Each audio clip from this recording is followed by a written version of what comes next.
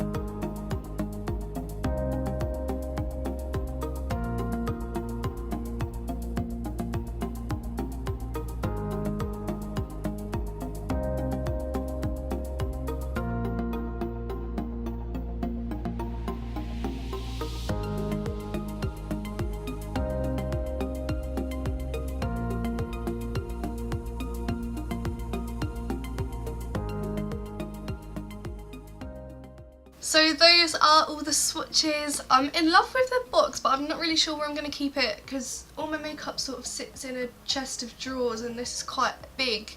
I'm not sure what I'm going to do with them, but they're so pretty and I can't believe that I've actually managed to get my hands on them because there's not many people that I follow, like not many bloggers or YouTubers that I've seen who've got this. But yeah, I think I know it's been sold out, I'm not sure if they've restocked it, but I'm so grateful to have it and I am really happy that I got to share the swatches with you and I hope you found it useful. I will do a full review on my blog as well, so if you want to see that, have a look. All my links are down in the description and thank you so much for watching and clicking on my face and I will see you in the next video.